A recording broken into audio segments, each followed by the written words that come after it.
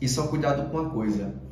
Quando a gente fala de tempo de oração, que a gente estava falando sobre esse tema, existem muitas armadilhas que Satanás vai preparar para a gente e existem muitos benefícios que a gente vai receber. Só que imagina que Satanás e o reino espiritual voltado para o mal, ele vai usar todas as ferramentas para impedir a gente de pegar a nossa recompensa, o nosso resultado, o nosso relacionamento e intimidade com Deus.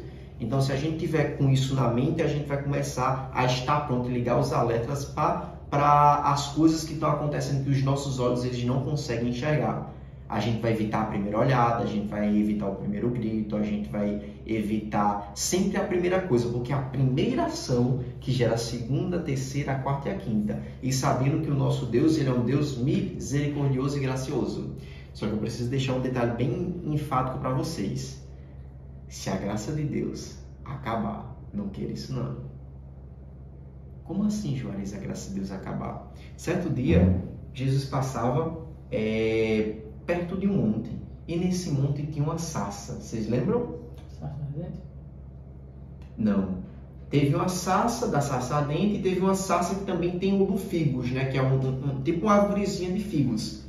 Aí, Jesus estava com fome. Seus discípulos também. Sim. E nesse momento, não era a primeira vez que Jesus passou, porque o texto ele nos remete que Jesus não passou ali a primeira vez.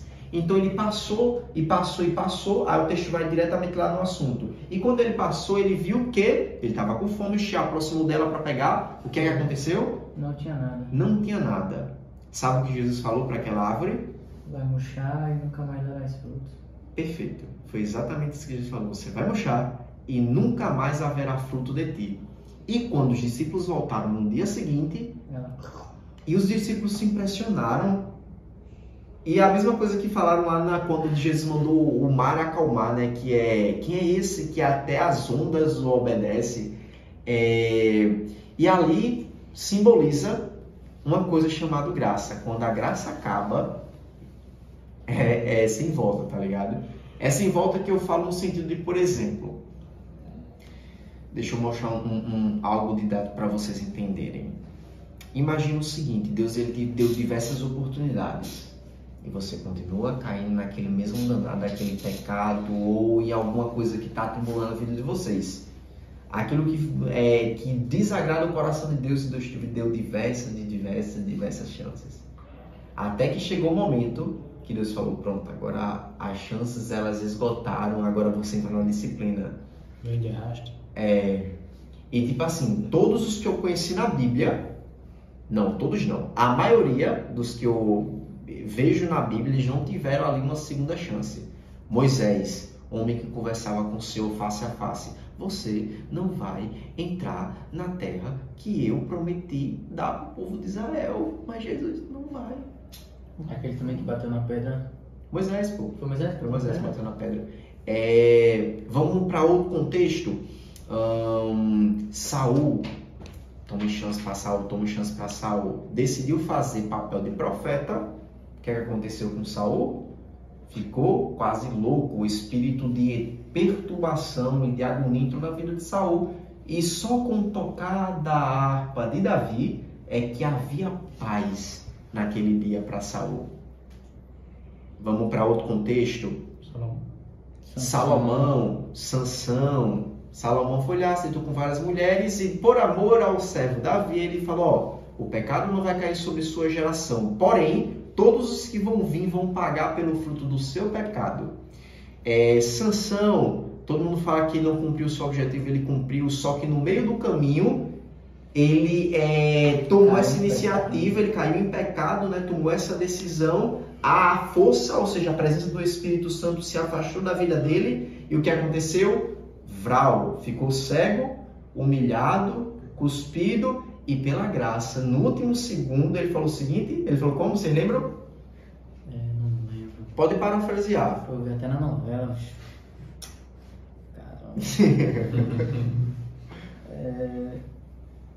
Eu acho que ele fala, Senhor, me dá força mais uma vez. Mais uma vez, pela última vez. Então ele cumpriu. Inclusive, a quantidade de gente que ele matou ali foi maior do que toda a quantidade da vida que enquanto ele estava vivo, enquanto ele tinha força. E ele foi colocado como uma das pessoas que entrou como herói da fé lá de Hebreus.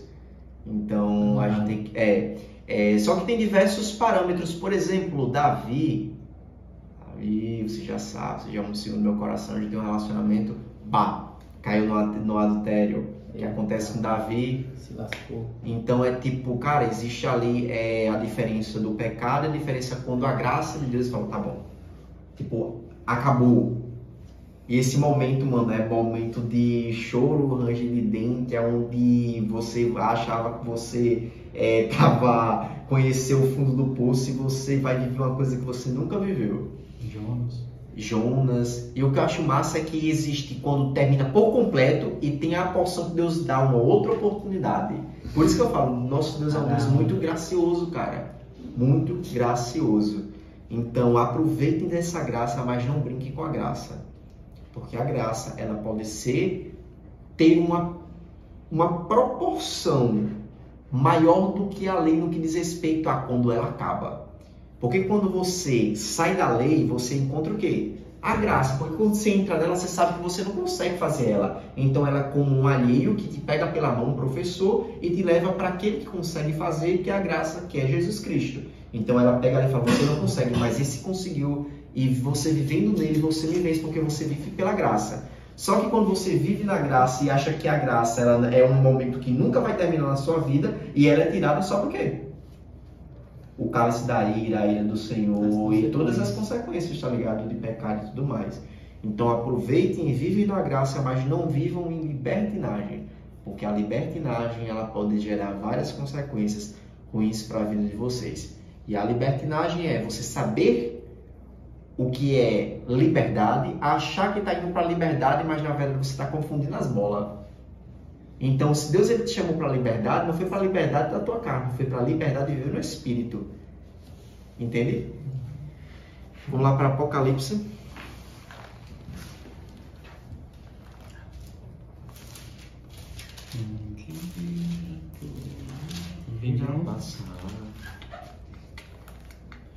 Quanto? Capítulo 21. Eita, glória. E o versículo 2. Vi também a cidade santa, a Nova Jerusalém, que descia do céu da parte de Deus, ataviada como noiva adornada para o seu esposo. Então, ouvi grande voz vinda do trono, dizendo, eis o tabernáculo de Deus com os homens, Deus habitará com eles, eles serão povos de Deus e Deus mesmo estará com eles. É aqui o chave.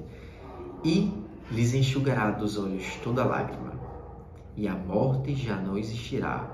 Já não haverá luto, nem pranto, nem dor, porque as primeiras coisas passaram. Então, Deus é um Deus que enxuga as lágrimas, porque assim é como a gente estava falando na reunião hoje mais cedo. Se Enoque estiver passando por necessidade na casa dele financeira, por nossa realidade financeira, a gente pode até querer ajudar Enoque, mas a gente não vai conseguir dar conta de tudo. Então Enoque vai ter que fazer os corre dele, velho. A mesma coisa acontece para ti, a mesma coisa para Gabriel, a mesma coisa para Juarez. Mas Jesus, ele é aquele que veio, pagou um preço que nenhum da gente conseguia pagar, carregou sobre si os nossos pecados, as nossas transgressões, as nossas humilhações, as nossas doenças, as nossas crises financeiras sobre a cruz, venceu, ressuscitou ao terceiro dia e está sentado à destra de Deus Pai com todo poder e autoridade. E esse mesmo Deus é o Deus que enxuga toda lágrima. Então, quando vocês estão chorando, mas percebe que é um passo a passo para vocês aprenderem. Primeiro vocês contabilizam. Eita, cara, eu não estou nem orando, conversando com Deus como eu deveria. Que vergonha.